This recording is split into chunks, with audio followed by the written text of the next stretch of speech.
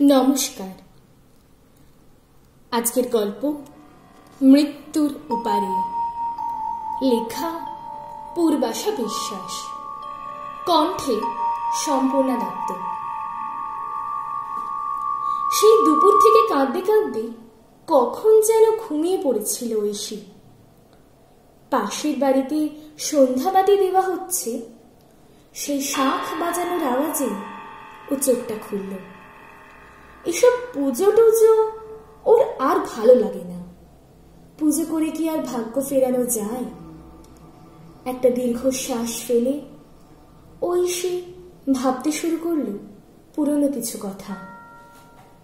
কয়েক মাস আগেও সন্ধেতে ঘুমোলে মা এসে ডেকে তুলত, এই ওঠ ওঠ, সন্ধে হয়েছে, এই সময় ঘুমোলে অমঙ্গল হয়।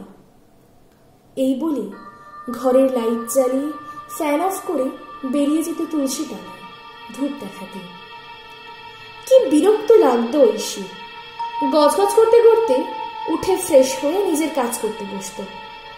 মা কি বোঝে না যে ও অ্যাডাল্ট? কখন ঘুমোবে সেটাও কি মা ডিসাইড করে দেবে? ভারী অদ্ভুত তো। এসব রাগ নিয়ে ও বসত ফোন আর ল্যাপটপ নিয়ে। তারপর কাজ করতে করতে কথা বলতো অনির্বাণের সাথে। আস্তে আস্তে ফ্রেশ হয়ে আসতো মনটা। কাজের প্রেশার, মায়ের আদেশ, সবকিছুর শেষে এই একটা মানুষের কাছে ও যেন শান্তিগুলো বুনত। অনির্বাণের সাথে বেশ কয়েক বছরের সম্পর্ক ছিল। অবশ্য ছিল বললে ভুল, ঐশী তো এখনো ওকেই ভালোবাসে। ভাবলে খুব কষ্ট হয় যে অনির্বাণের সাথে ওর আর দেখা হবে না। ওর মনে মনে বানানো সেই স্বপ্নের সাজানো সংসারটা ভেঙে গেছিল মাত্র একটা ঘটনাতেই। বিয়ে ঠিক হয়ে গেছিল অনির্বাণ আর ঐশীর। ওই দিন ওরা একটা গাড়ি করে বেরিয়েছিল বিয়ের জিনিসপত্র কিনতে। গাড়িতে ছিল ঐশী, অনির্বাণ, এদের ছাড়াও মা বাবা আর অনির্বাণের তুতো ভাই বোনেরা। বেনারসি, পাঞ্জাবি, বিয়ের কিছু গয়নার জামা কাপড় কিনে হই হই করে বাড়ি ফিরছিল সবাই। অনির্বাণ ড্রাইভ করছিল আর পাশেই ছিল ঐশী। মুগ্ধ হয়ে মাঝে মাঝে দেখছিল অনির্বাণের মুখটা। এতদিন প্রেম করেও ওকে দেখার স্বাদটা যেন ঐশীর চায় না। যত দেখে ততই নেশা লাগে। পিছন থেকে হঠাৎ অনির্বাণের এক বোন বলে উঠল, আরে বৌদি, এখন থেকে অত দেখলে বুঝি চলবে? শুভ দৃষ্টির জন্য কিছু বাকি রেখো। ইস, একদম লজ্জা পেয়ে গেছিল ঐশী। আর অনির্বাণ হাসি মুখে ধমকেশ্বরে বলেছিল, খুব পেকেছিস তো, গাড়িতে বড়রাও তো আছে নাকি? এরপরে ঐশী জানলার কাঁচ দিয়ে শহরটা দেখতে দেখতে যাচ্ছিল। কি সুন্দর লাগছিল চারপাশটা। রাস্তার দুধারে আলো, ফুটপাতের ধারে ফুচকার স্টল, লাইট লাগানো বেলুন, এসব দেখতে মায়াবী চোখে ও আবার তাকালো অনির্বাণের দিকে। কিন্তু ও অবাক হয়ে গেল। অনির্বাণের মুখের হাসিটা যেন কোথায় মিলিয়ে গেছে। কি হয়েছে তোমার অনির্বাণ? তোমার তোমার মুখটা এত ফ্যাকাশে লাগছে কেন? গাড়ির ভিতর এসিতেও কপালে যেন বিন্দু বিন্দু ঘাম দেখা যাচ্ছিল। এরপরে একটা খুব জোরে আওয়াজ। চোখের সামনে যেন সব ঝাপসা হয়ে যাচ্ছিল। সব। ঐশী কিছু দেখতে পাচ্ছিল না।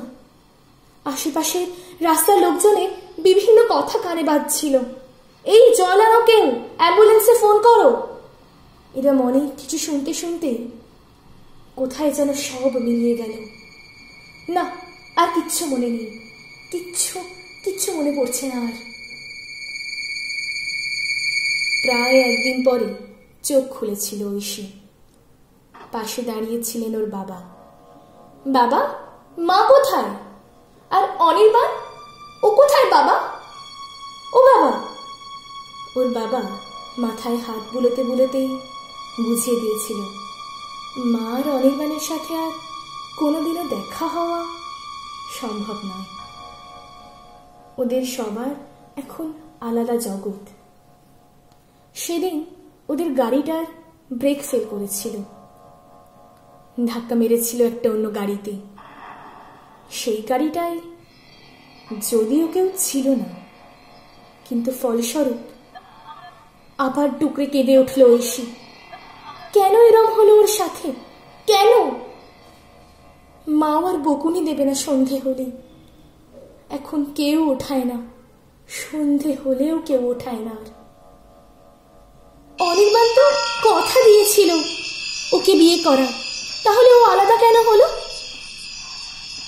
এসব ভাবতে ভাবতে বিছানা থেকে নেমে এলো। একটু জল খাবে ভেবে নিচে নেমে দেখল কে যেন একটা দাঁড়িয়ে আছে। সামনে গিয়ে চমকে উঠল, দেখে সেটা আর কেউ নয়, অনির্বাণ। অনির্বাণ, তুমি এসেছ? অনির্বাণ! ও ছুটে যেতে গেল ওর কাছে, কিন্তু থেমে গেল। দেখল অনির্বাণের পাশে ওর মাও আছে, হাতে সেই ধূপধনু, একদম অবিকল, আগের মতোই। ঐশী দেখল অনির্বাণের হাতে একটা প্যাকেটে সাদা রজনীগন্ধার মালা। কি সুন্দর একটা মিষ্টি গন্ধ আসছে। একটা থালায় ওর মা মিষ্টি সাজিয়ে রাখলো ঐশী আর ঐশীর বাবার ফ্রেমে বাঁধানো ছবিটার সামনে। একটা রুমালের চোখ মুছতে মুছতে ব্যান্ডেজ বাঁধা কপাল নিয়ে অনির্বাণ এসে রজনীগন্ধার মালাটা পরিয়ে দিল ঐশীর ছবিতে। ওর মা ফুপিয়ে কেঁদে উঠলেন, এভাবে অকালে চলে গেল আমার মেয়েটা। ওর বাবার কত ইচ্ছে ছিল মেয়ের বিয়ে ধুমধাম করে দেওয়ার। বেঁচে থাকলে আজকের দিনে মেয়েটার বিয়ে হতো।